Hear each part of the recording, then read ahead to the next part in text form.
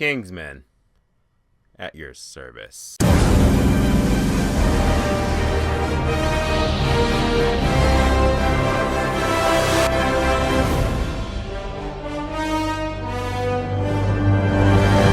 Kingsman, The Secret Service. So Kingsman, The Secret Service, the newest February movie that just came out alongside 50 Shades of Grey. Obviously, you both know which one is the better movie. Yeah, you know which one's the better movie. Gotta be Kingsman all the way. This movie was such a blast. You're going to have a great time with this movie. I loved a lot about this movie. It was really great. I always say to myself that there's always one February movie that comes out every year, every February, that's just like that movie that's like, yeah, that was a good February movie. Kingsman, one of them. It had great action. The acting was really good, and the comedy was actually good too. It is an action spy comedy movie. It was really great. I had a great time with this movie. Look into the pros and cons why I think that you need to go see Kingsman Secret Service. Is out this weekend. Go check it out. Here's why. First of all, the acting in the movie. There is actually really great. It is awesome as shit. Alex Nicka, but I can't pronounce his last name. Nick.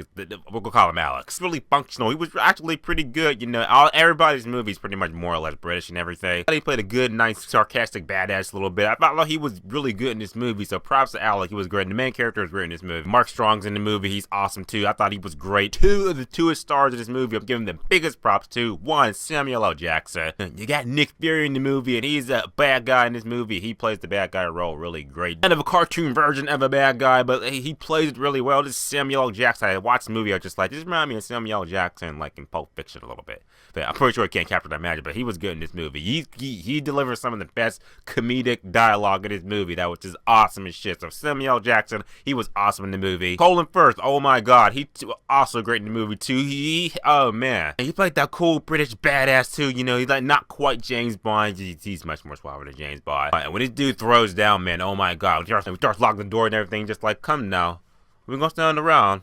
We're gonna fight. It leads me to the action in the movie. The action in the movie, oh my god, this action was really great. One thing I'm gonna say about the action is that I'll say this for the very first action scene, that it feels like it's kind of speed up. You know that scene you saw in the trailer and everything? Colin Firth was just beating those guys up in the pub and everything, just beating them up in the last shot, you know, with the umbrella and everything like that. It seemed like the action in that part was speeded up a little bit, but it didn't bother me too much. It was just like really fast paced. It's like kind of like a cartoon a little bit. But it was fast paced. It was enough to keep you going and everything. And there's a part in the movie that stars Colin Firth. It involves Samuel L. Jackson doing his bad guy thing, which causes Colin Firth's character to just clean house in a church. And let me tell you, that church scene, oh my god, that church scene was something like straight out of like Call of Duty meets zombie mode meets badass shit. That shit was awesome. I can't even explain how awesome that church scene was. You know, if you see the movie, go see that church scene, and when you see it, come back on here and just comment like, yo, that church scene was awesome, man. That was some shit. Plot of the movie, I'm gonna say more or less without spoiling it, is that you got good guys versus bad guys, spy movie like this and everything, and it's just that's how it goes. So you got my man Alex, pretty much like a damaged character a little bit, not super damaged, but through a series of unfortunate events, he pretty much gets recruited to be part of the Kingsman elite spy group and shit. You gotta go through a bunch of tests and stuff like that, you know, in order to see that he's got what it takes to be a Kingsman. The test he does do is like straight out something out of Insurgent, so the tests were also great too. The other half of the movie focuses on Colin Firth trying to take down Samuel L. Jackson because he's trying to do a bunch of bad guy shit that he does, and that's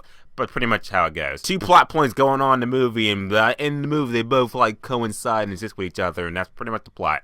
Not the too over the top, but that's just how it goes. Comedic dialogue in the movie was awesome too. I did love it. Every time a joke happened, I was like, I'm laughing, and that was awesome. Even the part in the movie, this might be a spoiler, but I'm going to say the part in the movie that the president of the United States of America gets his head blown off. And when you see it, it's like, God bless America. It's funny.